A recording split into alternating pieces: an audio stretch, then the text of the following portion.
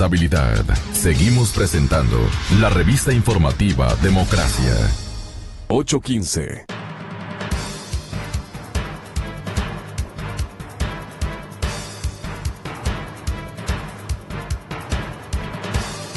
En estos instantes, señoras y señores, estamos recibiendo la generosa visita del ingeniero René Ortiz, presidente del directorio de la Asociación Nacional de Empresarios, ANDE. Él es un exministro de Estado y también fue secretario general de la principal organización o cártel de productores de petróleo del Orbe. Santiago Bucarán es, en cambio, el decano de Economía de la San Francisco de Quito, universidad de mucha prestancia. Un gran académico, Santiago Bucarán. Y nos acompaña Mauricio Pinto Mancheno, un conocido y distinguido empresario de nuestro medio. Estamos también saludando en la ciudad de Guayaquil a Francisco Alarcón. Él es presidente de la Cámara de Industriales del Puerto Principal. Así es que la primera interrogante que le vamos a formular, porque hay novedades, que yo las anoté porque tenía en cuenta unos 10 números atrasados que nos debía el Banco Central respecto a la situación económica por la que el ex instituto emisor nos mantiene permanentemente informados con una especie de boletín de mentiras. Pero bueno, esos boletines perdieron confianza, perdieron credibilidad, fueron bastante opacos en algunas temáticas difíciles para este gobierno y le han hecho perder credibilidad al Banco Central. Eso es lo que nos debe importar, en resumen, a los ciudadanos. Así es que Santiago Bucarán, este momento acaba de encontrar lo que yo iba a reclamar. ¿Por qué el Banco Central no muestra el rumbo económico del país para graficarle y condensarle? Le iba a preguntar de esta manera. Parece que ya ha emitido a la cansada y después de haberse mantenido un silencio muy complicado en las últimas semanas. ¿Cuánto tiempo cree usted, Santiago, que dejó de informar el Banco Central los parámetros de la economía ecuatoriana? Bienvenido y muy buenos días. Gracias, René, y gracias, Mauricio. Muy buenos días. Gracias, Gonzalo, por la invitación. El Banco Central tenía que publicar justamente en lo que es el crecimiento económico de las cuentas nacionales del primer trimestre de este año. Para el 30 de junio se esperaba, según el calendario del Banco Central, la publicación de estas cifras. Y no fue hasta ayer en la noche que el Banco Central hizo la publicación. Y no fue hasta después de la presión de varios analistas, entre estos los analistas de Cordes y otros analistas más, en los cuales preguntaban qué era lo que estaba pasando con el Banco Central, que no estaba cumpliendo con su función. De hecho, de por sí ya no cumple con la función de proteger el dinero del sector financiero. O sea, ya por ahí ya lo dijo claramente el presidente del Banco Central, diciendo que ellos hacen reservas con las reservas. Entonces, eso después tenemos que analizar qué es lo que están haciendo con ese dinero de las reservas bancarias. Sino que aparte de no cumplir con esa función, tampoco cumplían con la función de darnos las cifras macroeconómicas que ellos tienen la responsabilidad de darnos. Recién ayer, bien entrada la noche, hicieron la publicación de estas cifras y nos pudimos enterar. Nos adivinaron en todo caso. Exactamente. Y nos pudimos enterar que ha habido una contracción de la economía en el primer trimestre de menos 1.9%. Comparado, si nosotros hacemos la comparación o una variación TT-1, o sea, una comparación entre este trimestre y el trimestre anterior, que es el cuarto trimestre del año 2015. Entonces, ya tenemos estas cifras en las cuales nos tenemos claramente, ya no se puede se puede poner en tela de duda de que el Ecuador está en crisis. Bueno, ya en este momento, aunque el gobierno siga tratando de decir que no estamos en crisis, sino un momento difícil, ya todo el mundo lo estamos sintiendo. Y esta es la confirmación. Pero ahora hay que tener mucho cuidado porque como recién salió estas cifras, debemos analizar estas cifras porque antes, las cifras de crecimiento que se habían emitido para el último trimestre del 2015 habían sido cuestionadas por el mismo Cordes, especialmente en lo que era el crecimiento de la formación bruta de capital fijo o lo que es la inversión total del país. Entonces hay que analizar muy bien estas cifras y ver de dónde llegaron, cómo se llegó a estas cifras, cómo ha evolucionado los componentes del PIB, pero por fin después de 14 días, ya digamos 15 días, porque esto fue bien en la noche, después de 15 días y después de la presión de varios analistas, logramos que el Banco Central cumpla con lo que tiene que cumplir y con su labor. Ahora, Santiago, ¿cuáles son las variables que a usted le asustan o le preocupan? Más que nada hay que ver cómo han hecho los cálculos. De nuevo, hay que referirnos al cuestionamiento que hizo Cordes, que no solamente lo hizo a través de su boletín Cordes Opina, sino que también aparecieron en varias revistas especializadas, en las cuales se indicaba de que especialmente el componente de formación bruta de capital fijo tenía un crecimiento el crecimiento era anormal comparado con lo que se había previsto el gobierno. Y también es muy raro de que actualmente estamos en una situación en donde parece que el presidente Rafael Correa debería ganar el premio Nobel porque es de economía, porque es el mejor econometrista del mundo. O sea, dijo que la economía iba a decrecer en un 0.4% y el Banco Central demostró 0.4%. Luego dijo que el impacto del terremoto iba a ser 3.000 millones. ¡Oh! Mágicamente hicieron el cálculo y salió 3.000 millones. Impresionante. O sea, una precisión del 100%. Entonces, justamente esas cosas es que le copia brillantemente el señor gerente del Banco Central, y eso al parecer reproduce o le da forma para acercarse antes de que vaya a reclamarle, seguramente. Sí, y ahora da un poco de temor esto, porque el Banco Central está teniendo acciones que hace que se pierda la confianza. El Banco Central, a través de las declaraciones de su gerente, indicó claramente de que ellos ven al Banco Central como un banco comercial. Sí. Ellos dicen, nosotros podemos dar préstamos. Y un banco comercial tipo banco comercial precrisis del 99, porque es un banco comercial que da préstamos vinculados. O sea, se presta a sí mismo.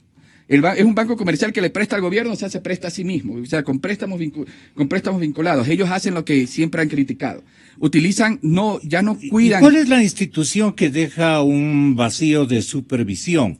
Porque de lo contrario, más bien evitamos casi tener presidente de la República si el señor economista Martínez va a poner los números que le dictan o los que él quiere inventar. Porque usted no está hablando de un invento. No, o sea, no sabemos qué está sucediendo con estas cifras.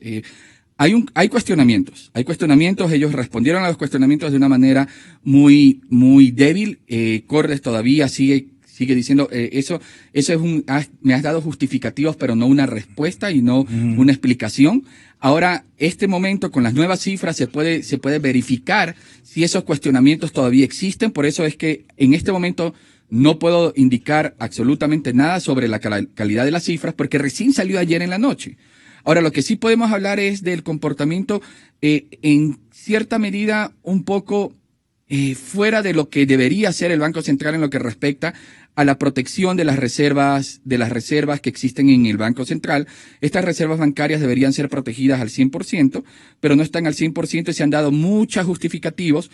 Ya el señor Diego Martínez en la hora dijo de que una parte, así como una parte de los depósitos, ellos no ven a las reservas de los bancos como reservas, sino como depósitos, Y como los ve como depósitos, ellos dicen solamente tengo que tener una parte de los depósitos y otra parte yo puedo hacer lo que me dé la gana porque así funcionan los bancos. Pero no eres un banco comercial. Así funcionan los bancos comerciales, pero tú no eres un banco comercial. Y ellos estás compitiendo con el Banco de Guayaquil ni con el exactamente, Grupo Pichincha. pero es un banco comercial en donde el 100% de sus créditos son créditos vinculados porque van al gobierno o instituciones del gobierno. ¿Y quién le ha dicho, perdone al economista Martínez, aunque la pregunta sería para él, pero le invité, no quiso venir? Ahora le pregunto a usted como académico, ¿quién le dictaría esos números para tener una idea? O sea, no creo que se las invente. No es que no estamos diciendo que se inventen los números, estamos diciendo que... Pero le hace perder enorme credibilidad al Banco Central. A ver, no estamos hablando de los números per se, estamos hablando de lo que debería y no debería ser. Está haciendo cosas que por definición no debería ser. Y esto ya también lo han dicho varios analistas. Yo sé que los analistas, últimamente, por ejemplo, como lo dijo en la spoiler el presidente, son académicos solamente aquellos que apoyan al presidente. Aquellos que dicen, no, está mal lo que estás haciendo, no solamente que no somos académicos, sino que somos políticos y somos opositores. Lastimosamente, mientras se sigan cometiendo errores y uno tiene honestidad académica, tiene que decirlo. Aunque nos tilden de opositores, soy opositor. Si opositor significa hacer notar los errores, somos opositores. Y entonces, estos opositores, que son realmente analistas, han dicho, hey, Banco Central, esa no es tu función, rectifica. Y estamos todavía a tiempo de rectificar. Y esa es la razón por la cual nadie confía en el dinero electrónico, sino que están tratando de imponerlo. De hecho, es interesante que el Banco Central en estas últimas semanas se ha convertido o ha empezado a funcionar más como una empresa de publicidad que como Banco Central, porque quizás el atraso que hubo de estas cuentas nacionales, quizás puede ser que estaban tan ocupados haciéndole publicidad al dinero electrónico, gastándose $1.200.000 haciéndole publicidad, y eso era su prioridad, y que las cuentas esperen, total, esas cuentas solamente los leen estos opositores analistas. Entonces esa puede ser la razón, o sea, podemos verlo también desde ese punto de vista. Todavía no se puede decir que el Banco Central está cocinando cifras, eso no se puede decir, eso nadie puede decirlo, pero lo que sí se puede decir es que hay cuestionamientos. Cordes tiene cuestionamientos serios que el Banco Central no ha podido responder. Entonces, ¿en dónde está el pecado del Banco Central? Ya lo dice, creerse un banco comercial. Creerse un banco comercial y no hacer las cosas que tiene que hacer a tiempo. Pero si está dando las cifras exactas, incluso coincide con las que tiene el presidente de la República, o intentan coincidir, ¿no es cierto? Yo creo que estamos aquí atestiguando una verdad que hay que convalidarla. Es que justamente... Porque ustedes no tienen otras cifras para compararlas. Exactamente, pero incluso con las cifras existentes ya habían cuestionamientos. Y este siguiente pedazo o sea, este es el siguiente, es una pieza adicional de rompecabezas. Y esto va a ser muy interesante cuando comencemos ya a analizar estas cifras a la luz de las cifras anteriores que tenían cuestionamientos. Se puede llegar ya a una mejor conclusión de qué es lo que puede estar pasando. Quizás simplemente son anormalidades de esas típicas que suceden en países como estas bananas repúblicas como las nuestras. Ya pueden pasar esas cosas. O puede ser de que realmente hay un manejo inadecuado de las cifras. Pero eso tendría avisos hasta delictivos. Pero no lo sabemos. O sea, porque hay que analizar. Y la figura de colusión se impone rápidamente es que justamente se puede instalar un juicio penal.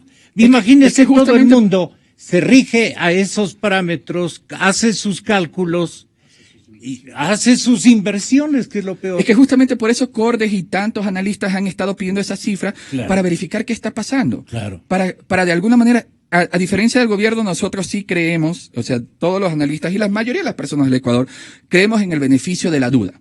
Creemos en el indubio pro reo. Y actualmente, hasta el día de hoy, el Banco Central no ha hecho nada. Porque aplicando el principio de indubio pro reo, no ha hecho nada.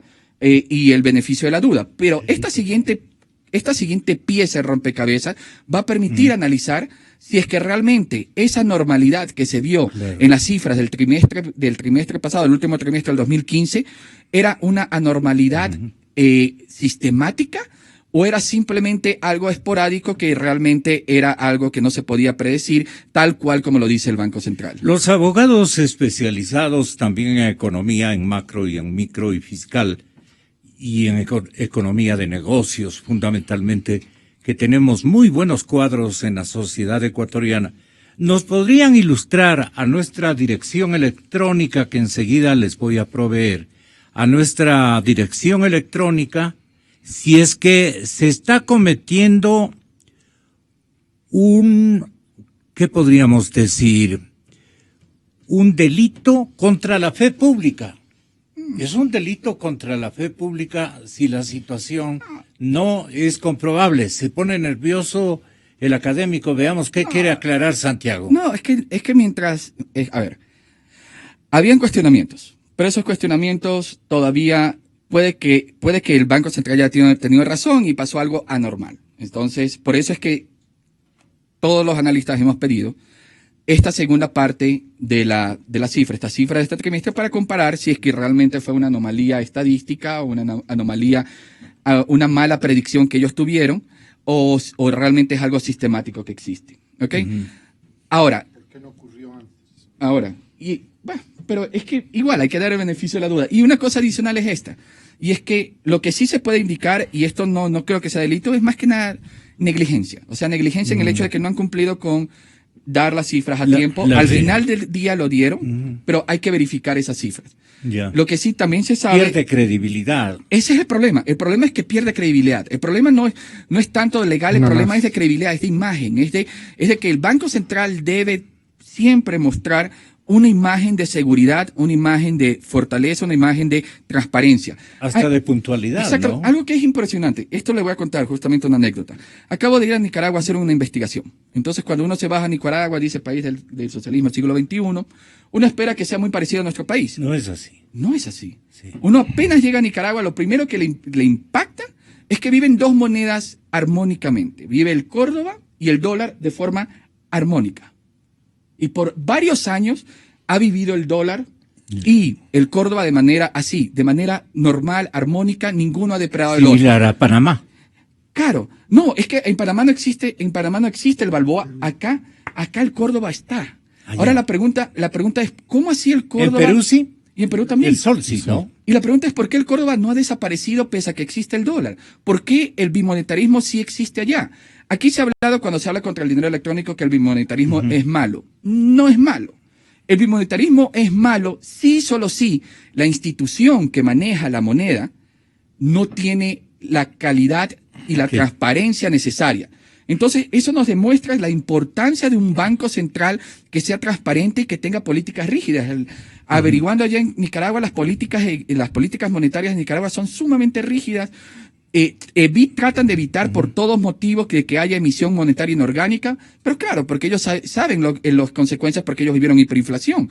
Entonces, de alguna manera aquí se quiere imponer monetarismo, pero no va a pasar, porque para que exista eso, así como existe en Nicaragua, en Perú, se necesita que el Banco Central muestre señales de confianza. Y esto está afectándolo a ellos mismos y afecta al final del día toda la economía, porque la economía es altamente dependiente del gobierno. Y si el gobierno no se comporta bien, la economía se ve afectada. El gobierno es tan grande que una simple gripe nos da neumonía a todos. Y esto está interviniendo, de hecho, pensamos nosotros, en el escasísimo concurso de los inversionistas a nuestro país. A manera de pregunta para el presidente de ANDE, la Asociación de Empresarios Ecuatorianos.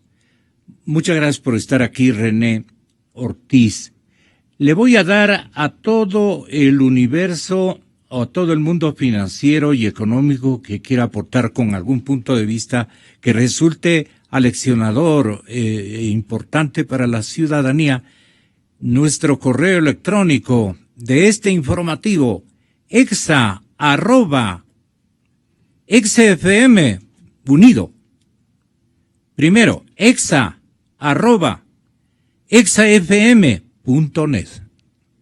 exafm.net.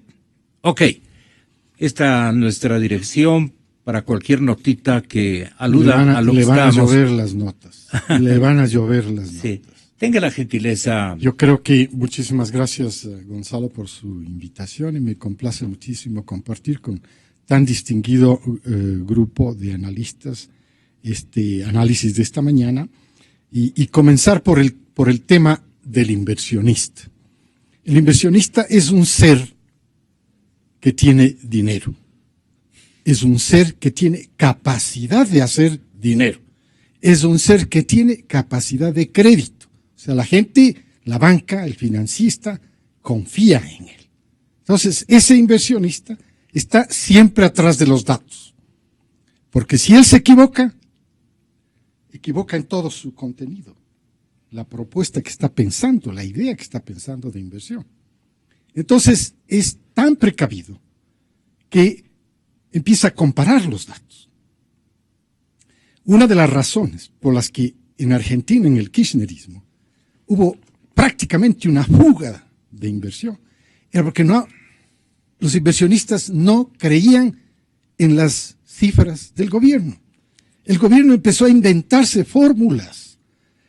Las fórmulas eran totalmente unos disfraces, unos matices para precisamente corregir la imagen pública del gobierno kirchnerista, que estaba mal, pero había necesidad de que se corrija esa imagen pública.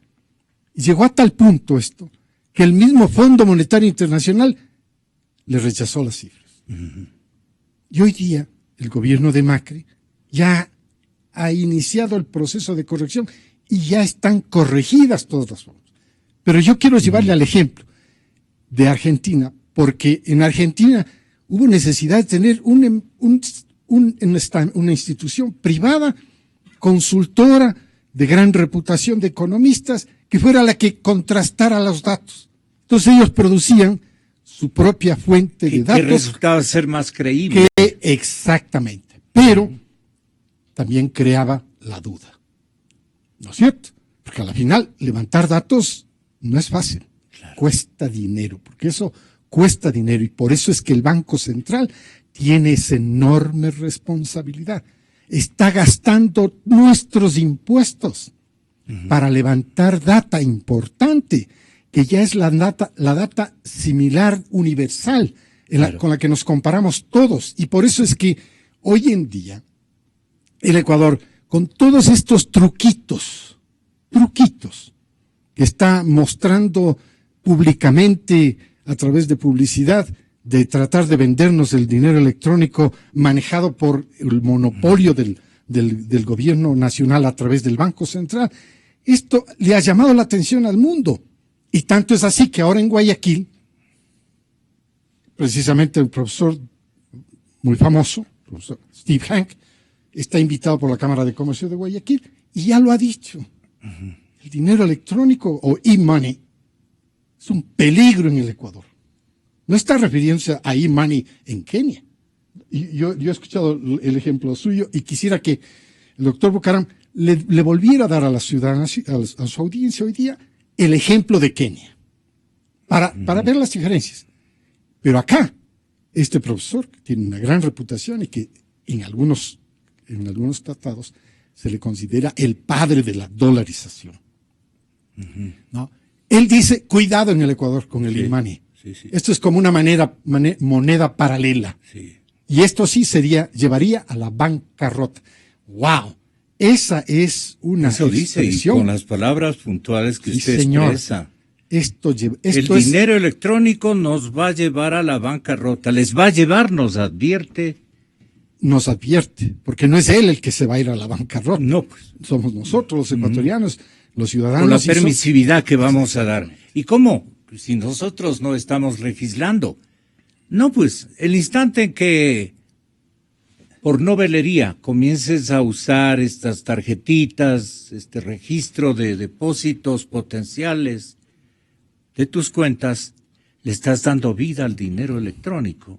El instante en que le soliciten los demandantes de dinero, que sea en forma particular, privada o pública, o el gobierno nos debe a todos determinada cantidad, o queremos nosotros la devolución de nuestros depósitos, corremos el riesgo de que nos esperen con papeles sin ningún valor, simplemente. Exactamente. Ese es el peligro, eso, ¿no? Lo hemos estado... Ahora, eso no es que estamos pactados todos para aniquilar la validez. Si tuviéramos reservas de respaldo, si tuviera este momento un buen manejo económico, hubiera habido un buen resultado, en el sentido estratégico de la moneda y todo lo demás, gustosos, qué mejor que cualquier tipo de ciudadano pueda manejarse con este instrumento, porque al final es un instrumento, Cuando ¿no? originalmente el dinero electrónico empezó a funcionar aquí como idea, todo el mundo estábamos muy contentos, entusiasmados del dinero electrónico, pero manejado por la banca privada, Ya. pero respaldado uno con uno.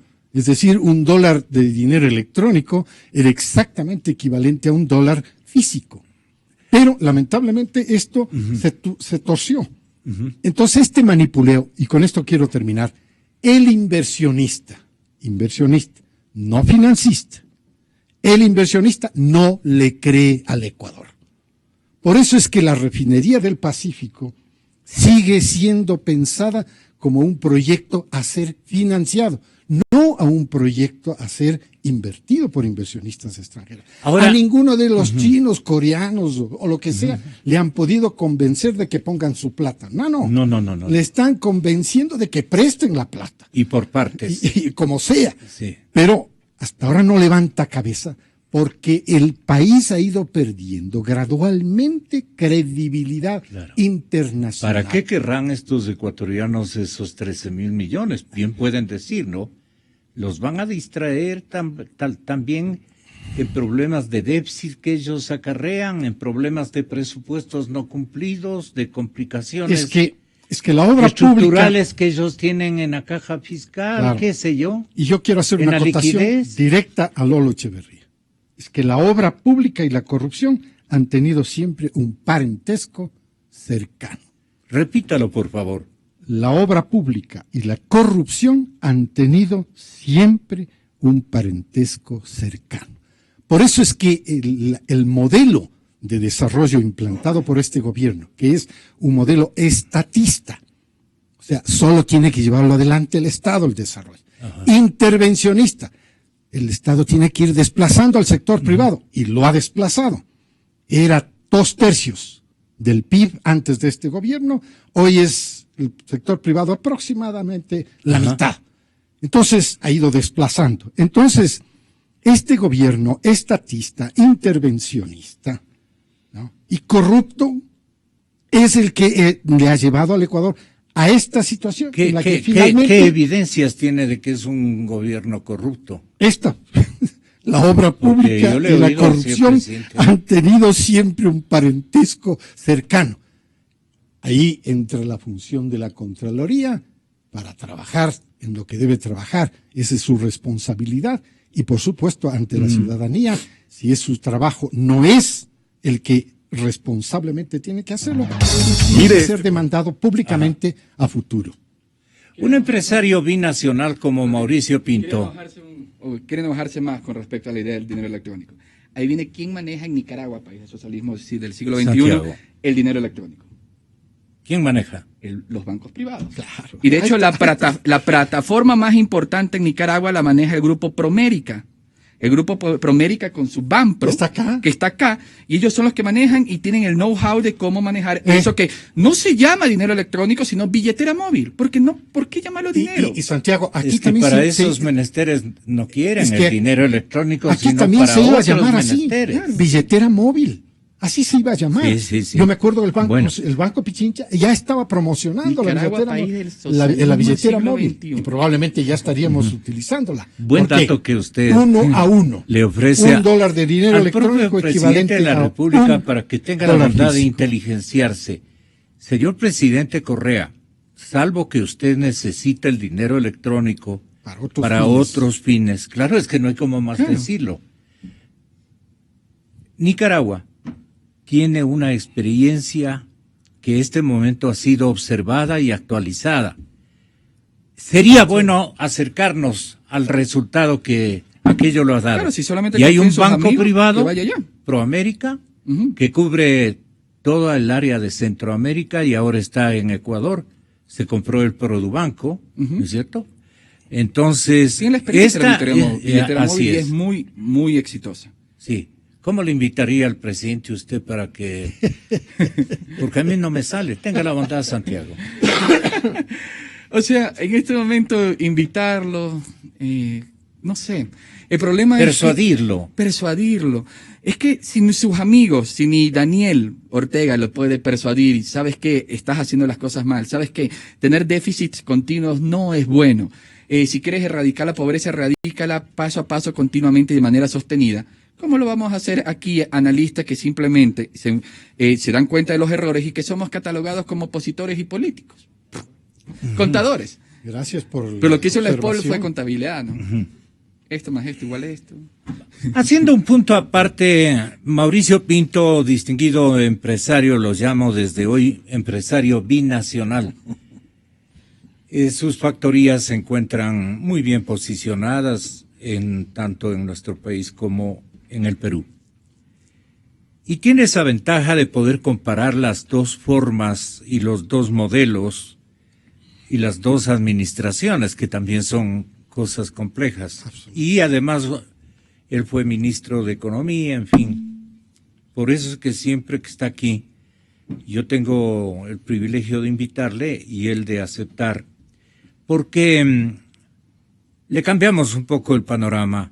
Ayer, los banqueros, con la voz del señor presidente de la Asociación de Bancos Privados, anunciaron... Ya no se llama así. Anunciaron... Ya no se llama así. ¿Cómo se llama? Asociación de Bancos. Nada más. Asociación de Bancos, no privados. Ya no. ¿Y por qué no quieren No llamarse? sé. Han cambiado de nombre. Quizá para que entre el Pacífico. Asociación de Quizá Bancos? para que entre el Bueno. Pacífico. Que Que no es privado, como dices aquí. El economista Julio No se José sienta mal. Prado, y a él me estoy refiriendo, Sí, distinguido anunció amigo. 10,000 millones para crédito productivo. Aquí está el anuncio. Que durante el segundo semestre del año, de este año, ¿no? Es decir, desde el mes actual hasta diciembre, esperamos poder colocar 10,000 millones de dólares en créditos de todo estilo, ¿no? Desde créditos productivos hasta crédito para consumo, hasta crédito para pymes. ¿Cómo se espera poder distribuir esto? Esto se espera, obviamente, va a depender también de la demanda de créditos, de la cual voy a conversar en un momento más, pero se espera distribuir esto en forma muy mayoritaria, es decir, en alrededor de un casi 70% hacia el crédito productivo más puro, digamos, ¿no es cierto? Todo lo que es la industria, todo lo que tiene que ver incluso con relacionado con temas de construcción, todo lo que tiene que ver con producción en sí misma, lo cual significaría alrededor de 7,000 millones de dólares en el segundo semestre.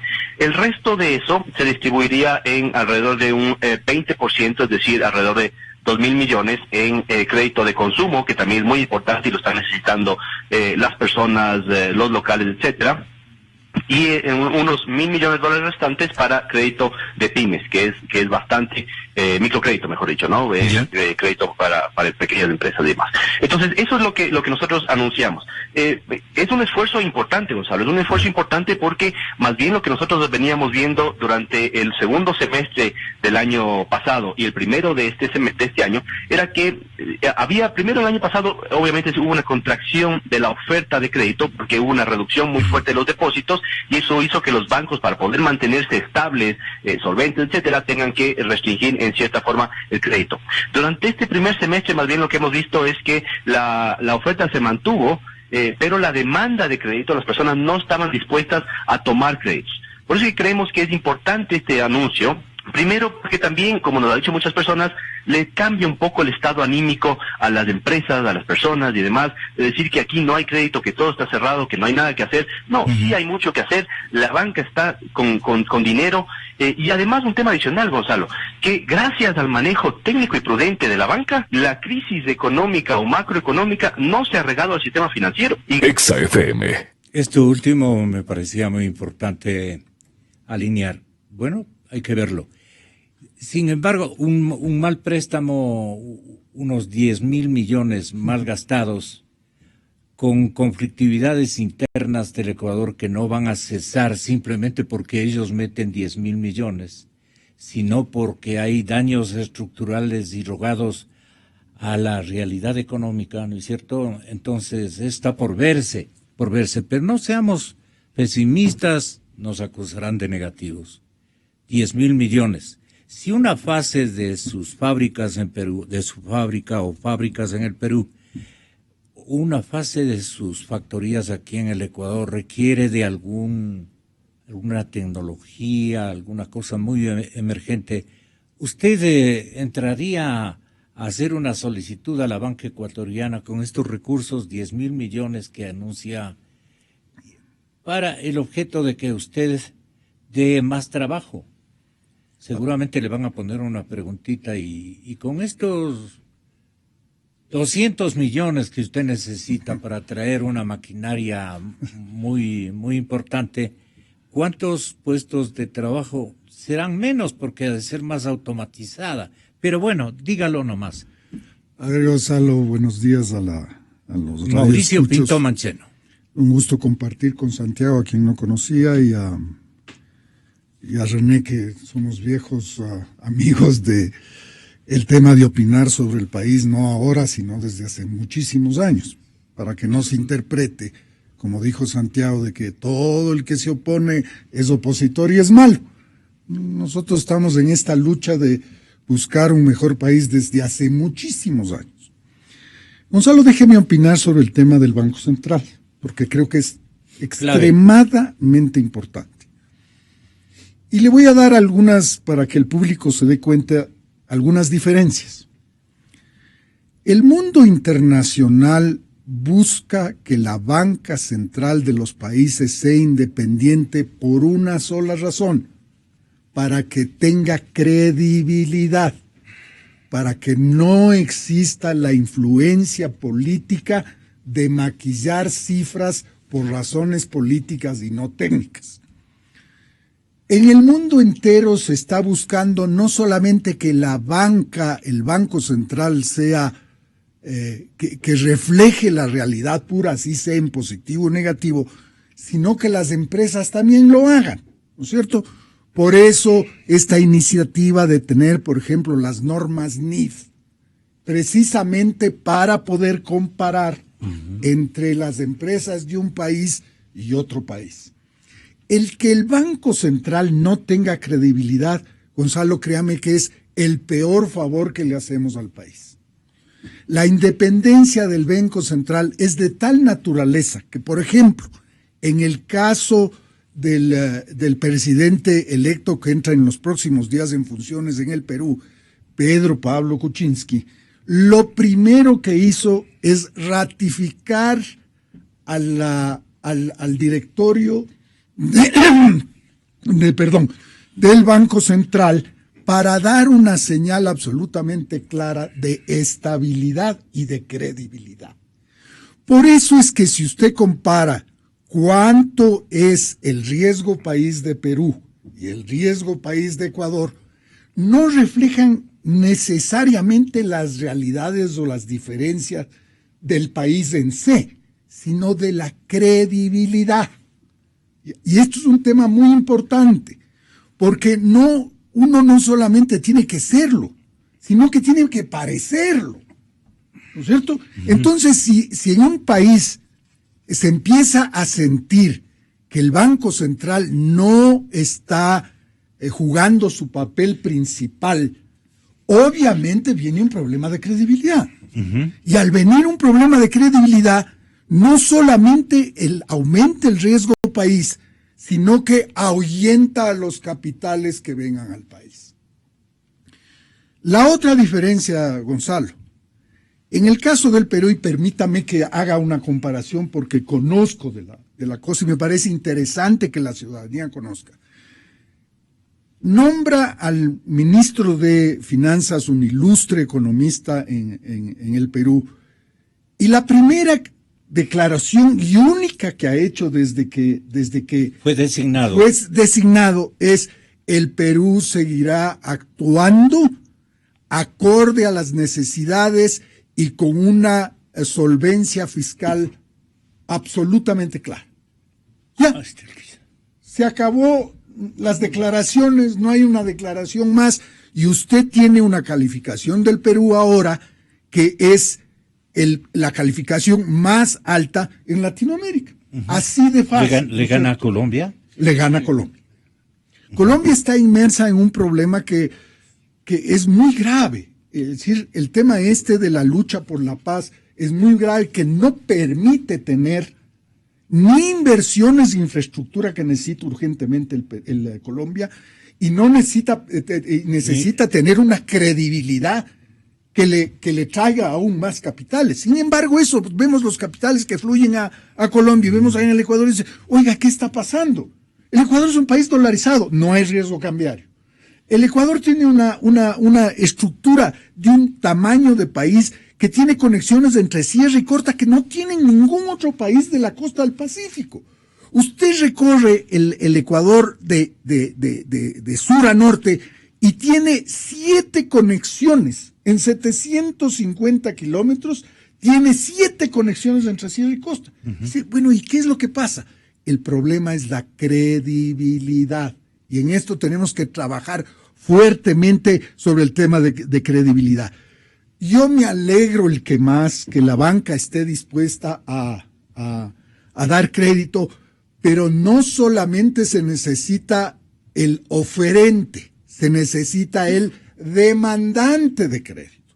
Y en el demandante de crédito hay que tener mucho cuidado que sea un demandante de crédito que no busque crédito para solucionar los problemas, sino para inversión y para crecimiento. Y el país, desgraciadamente, y no es que sea pesimista, no está en condiciones de pagar un crédito que en dólares es extremadamente caro, porque si comparamos en cuánto se puede conseguir el crédito en Estados Unidos o en el propio Perú, no teniendo dolarización, o sea, no teniendo riesgo cambiario el Ecuador, no es posible en las condiciones de hoy hacer inversiones importantes como las que usted propone, porque estamos en un proceso de achicamiento. Y esto es muy importante que se entienda. El mercado, la demanda de bienes y servicios está cayendo. La oferta de bienes y servicios todavía tiene una posición alta y evidentemente no está empatado. Hay más oferta que demanda. Por ejemplo, en el sector que nosotros manejamos, que es el sector textil, hay una deflación de precio. Es decir, han bajado los precios de la mercadería porque no hay la suficiente demanda. Al no tener la suficiente demanda, ¿cómo va a tener demanda de crédito? Es absolutamente imposible. Claro, incongruente. Es absolutamente, no va por ahí, ¿no es cierto? Evidentemente los bancos están dando los mensajes adecuados, porque si usted ve la estabilidad que tienen los depósitos, ya no es negocio para el banco seguir teniendo reservas sin ganar, sin colocar. ¿No es cierto? Los bancos se han visto obligados a tener reservas porque su reserva natural de encaje en el Banco Central ya no existe. Al no existir la reserva disponible inmediatamente. ¿Por qué ya no existe? ¿Por qué se la gastaron? Porque se la gasta, porque está actuando como banco privado. Y no es banco privado, es banco público. Porque el Banco Central debe ser el garante de esos depósitos, por eso se llama encaje. ¿Sí? Porque eso hay una obligación de tener un encaje. Encaje quiere decir que empata. Si mañana necesito el dinero, el Banco Central está obligado a darle en efectivo, no en otra cosa. ¿No es cierto? Eso da una señal de muy poca credibilidad. ¿No es cierto? Entonces, el problema principal, Gonzalo y la gente que nos escucha, es que si el país no va hacia adelante en credibilidad, podemos traer los mejores economistas y gurús del mundo que no va a dar resultado. Y ese es el problema principal que tiene este gobierno. No sabe cómo funciona el mercado. No creen en el mercado. Al no creer en el mercado, no actúan como la gente actúa. Entonces tienen que imponer. La creación del dinero electrónico, por ejemplo, ¿no es cierto? Para mí son dos monedas. ¿Por qué son dos monedas? Porque la una moneda tiene un incentivo de pagar menos impuesto al valor agregado y la otra no la tiene. O sea, tiene valor diferente. Yo con el dinero electrónico podría gastar menos para comprar lo mismo que con el dinero normal, que tenemos. Ahora, cuando hay una suficiente transparencia, no importa el tema de tener un dinero electrónico que debe manejarlo la banca privada, porque la gente sabe que los depósitos están asegurados, ¿no es cierto? Como es el caso de las fichas. Las fichas que son la moneda emitida en fraccionario en el Ecuador, y corrígeme Santiago si me equivoco, más o menos son 90 millones de dólares. Sí. ¿Ok? 90 millones de dólares comparado con lo que tienen el dinero en el electrónico, que creo que es 1.300.000. 1.300.000. Oiga, ¿qué influencia tiene esta moneda que todos recibimos en el contexto total de la economía? Es nada. Nada. ¿No es cierto? Pero son 80 millones.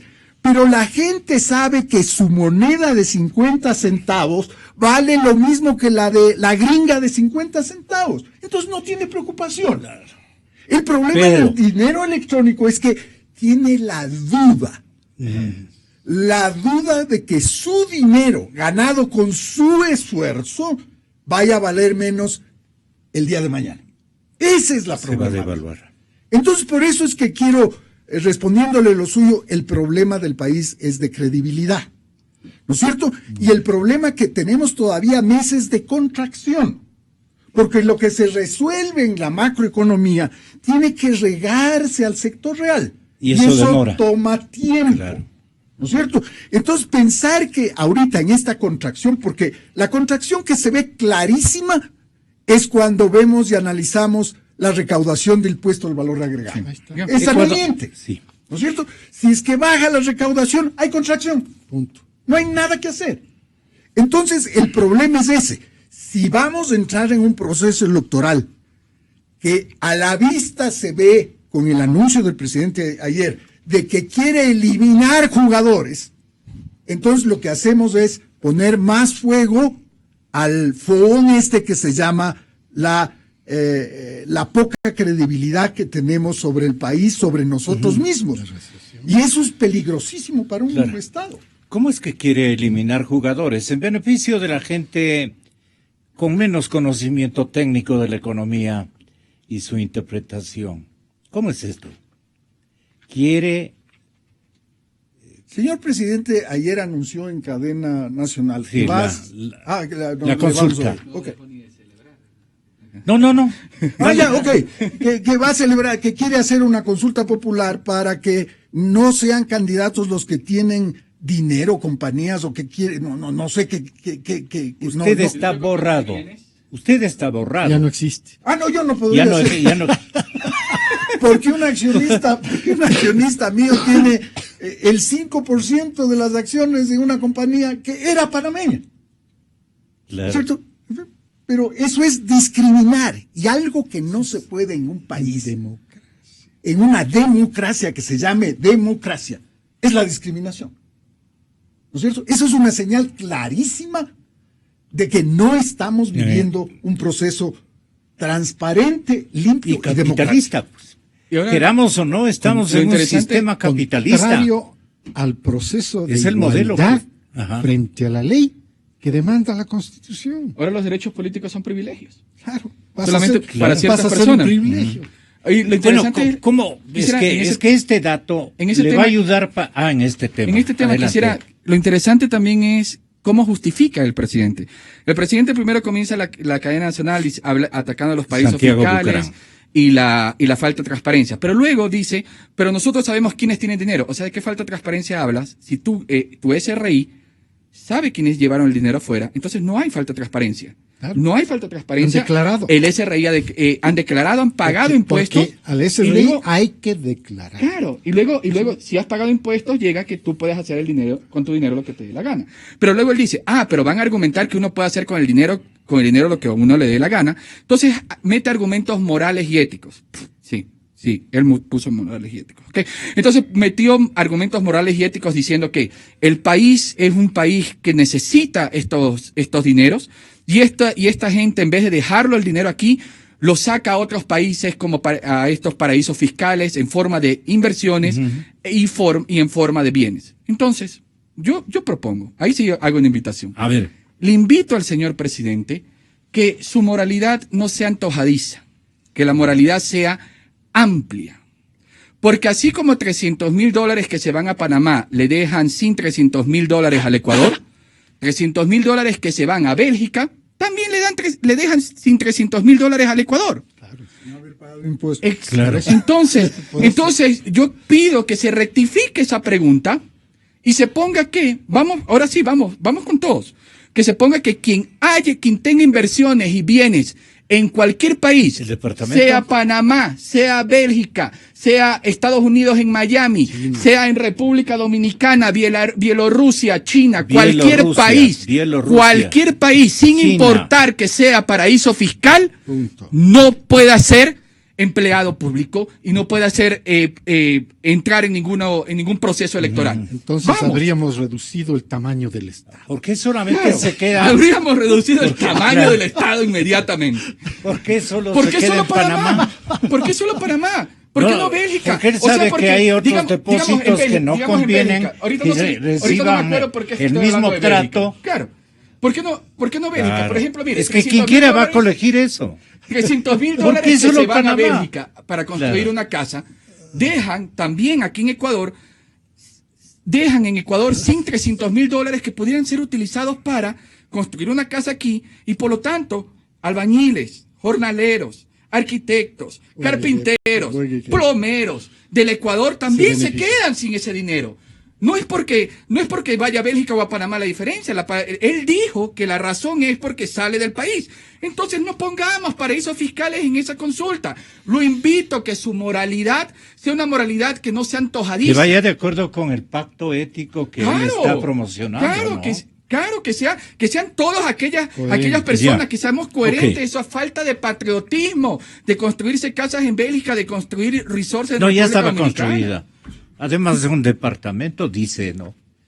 Porque no es mucha plata Pero igual para dejaron lo sin- que deben dejaron sin $300,000 algunitos a tener jornaleros en otros aquí. bancos. Lo dejaron sin $300,000, Bueno. es Claro, inmoral. el jornalero de la semana no recibe sus 600. La información que estábamos por recibir, el PIB se ha contraído en 1,9% el primer trimestre. Por eso es que no salía este informe del Banco Central hasta ver qué coyuntura maquillamos? o cómo podían maquillar. ¿Verdad, economista Martínez? Con 15 días de retraso, el Banco Central del Ecuador publica las cifras de crecimiento de la economía ecuatoriana en el primer trimestre del año en curso. El resultado, una caída del 1,9% del Producto Interno Bruto respecto del trimestre anterior. Lo que dice el Banco Central es lo siguiente: el Producto Interno Bruto en el primer trimestre del año en curso fue de 17.113 millones a precios constantes y su tasa de variación fue de 1,9 respecto al trimestre anterior. Todas las cifras presentan variaciones trimestrales negativas, señal de agotamiento de la economía. La formación bruta de capital fijo, menos 4%, ese es el cálculo que le publicitó el propio presidente, menos 4%. Gasto de consumo final de los hogares, menos 2,5%. Y exportaciones de bienes y servicios, un menos 0,3%. Las importaciones siguen ese mismo sendero de contracción, un 4,9% en el periodo en referencia. El comportamiento del sector administración pública, según el Banco Central del Ecuador, obedece a la reducción del gasto permanente, resultado de los recortes anunciados por el gobierno nacional a través del Ministerio de Finanzas, tendencia que se marca desde el año 2013. Este sector, para el primer trimestre del 16, tuvo una reducción de 4% en relación al cuarto trimestre del 2015 y de 1 1,6 en positivo con respecto al primer trimestre del 2015. Como se recordará, el Fondo Monetario Internacional pronostica que la economía ecuatoriana caerá un 4,5% este año y un 4,3% en el próximo año 2017.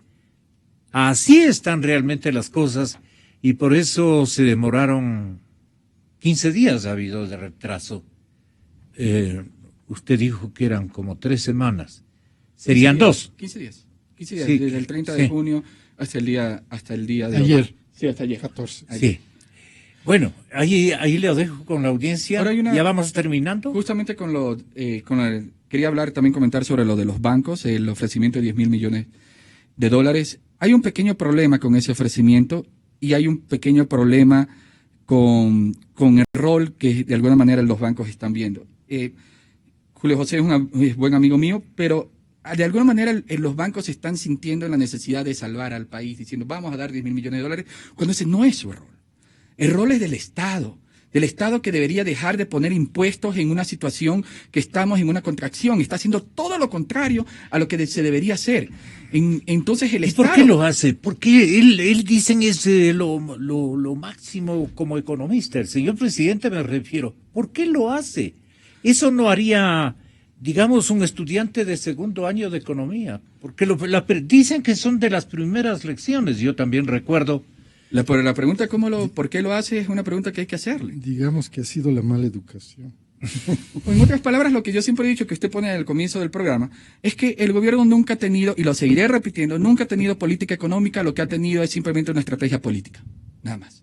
Esto es tratar de capitalizar y obtener la mayor cantidad de votos ideología posibles. radical y pare de contar. Sí, y es una ideología que incluso no se alinea con la ideología del socialismo del siglo XXI. Me queda claro después de conocer Nicaragua y Bolivia y hacer investigaciones allá. Ahora, una cosa adicional, esos 10.000 millones de dólares van a ser muy difíciles de ser colocados porque el sistema financiero tiene un problema estructural sumamente grave. Y es que las tasas de interés son rígidas. Entonces, uno no puede los bancos no pueden darle el préstamo a todas las personas porque no pueden ajustar la tasa de interés a su nivel de riesgo. Entonces, hacer la tasa de interés rígida desplaza a aquellas personas que son de alto riesgo porque no les puede cobrar una tasa de interés alta que está acorde a su riesgo. Algo que es interesante es, volviendo a mi visita de Nicaragua, país del socialismo del siglo XXI, adivine qué sucede con las tasas de interés allá.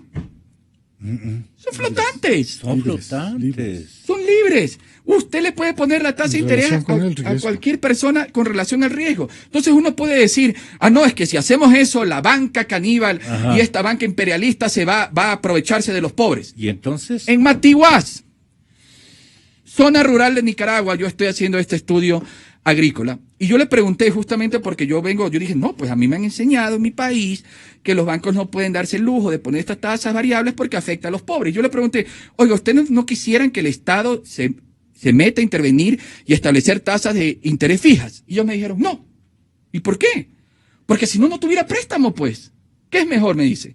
¿Un préstamo caro o no tener préstamo? Agricultor cafetalero en Matiguás, para decirlo de otra manera y con mucho respeto, solamente para que sea figurativo, en medio de la nada. Y sabe más economía que un PhD que por ahí conocemos. Él dijo, si es que a mí me controlan las tasas de interés, los bancos no van a querer prestarme, las financieras no me van a querer prestar. Entonces no voy a tener ese dinero necesario para tener working capital de trabajo que me permita a mí tener liquidez hasta que yo llegue a la cosecha. Y lo tienen sumamente claro. Ellos dicen, es mejor tener deuda cara y ir avanzando, ir subiendo en esos escalones financieros y llegar y generar crecimiento a no tener nada porque me quieren proteger y no puedo moverme porque y no morirme en la inercia. Exactamente. Y ese es el problema con esos 10.000 millones. El problema es que no lo van a poder colocar porque hay un problema estructural sumamente grave. René, cortito, lo que quiera decirnos.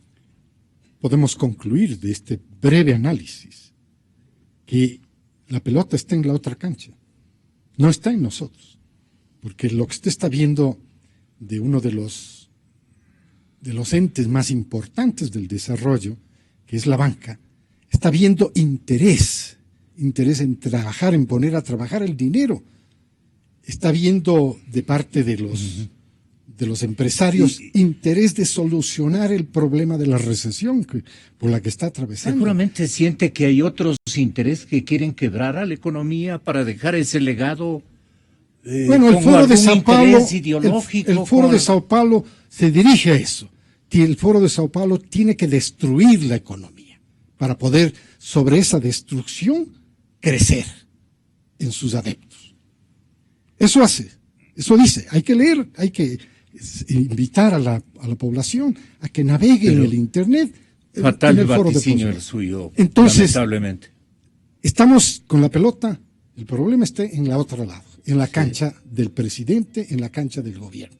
Es el presidente el que tiene que dar la el gente mensaje. No lo ve así. No, pero el la presidente gente lo ve que el problema está en los bancos, bancos ladrones, en los empresarios que no quieren traer nacional, la plata, en los papeles Panama Papers, aunque digo 2 veces, etcétera, etcétera. El gobierno tiene la responsabilidad histórica de cambiar ya. Su modelo de desarrollo no ha funcionado en 10 años. Con toda la plata del mundo que le pudo caer por todos los efectos de los ingresos petroleros, por toda la plata que le pudo caer de los efectos de recaudación tributaria por el aumento de ventas, nada más, o sea, aumento de ventas. Pero ha hecho carreteras, dice la gente, sin criterio. Ya global, pues, llegará el momento de hacer esa evaluación sobre carreteras, hospitales, escuelas, etcétera. Casi digo escuelitas, no quise decir, pero casi lo digo. No, estas son escuelas del milenio. Pero bueno, quiero decir que la pelota está en la cancha del gobierno nacional. Ante esta situación real, tomo las palabras de Mauricio, viva la realidad, venga y métase en el mercado para que vea usted el grado de contracción que vive el mercado. Vea este Quito, otra vez inundado de ambulantes. Todos apreciábamos. Y de asaltantes. Apreciábamos el vendedor de la naranja. Oiga, qué interesante, este pequeño inversionista se compró una botella. Y la botella y estaba lleno. Bueno, ahora está acompañado por 10 otros comerciantes de calle y está lleno y de mendigos. Es decir, el modelo nuevamente de desarrollo impuesto por el gobierno más pobres nos ha llevado a una situación de mayor pobreza. No quiero aceptarlo, pero el día de ayer aquí en su programa ya se dijo. ¿Hay más pobres ya se dijo de adrede? Que hay más pobres ahora. ¿Hay más pobres de adrede? Yo no puedo, la mente mía no puede entender, concebir que alguien busque que haya más pobres, a no ser que quiera mantenerles ignorantes para tenerles absolutamente bajo una presión. Voy a terminar con 3 palabritas, Gonzalo, que le voy a dejar que no son mías, son de un muy buen amigo que tiene una sapiencia muy grande de lo que está pasando. La euforia del gasto nos llevó a un espejismo. Y ese espejismo nos está dando una miopía. Ojo que eso puede ser muy grave, que estemos viendo que la miopía no nos permita ver un poquito más allá. Y por eso llamo la atención esto de que tenemos que tener mucho cuidado, cabeza fría, hay que tomar decisiones rápidas, pero bien pensadas.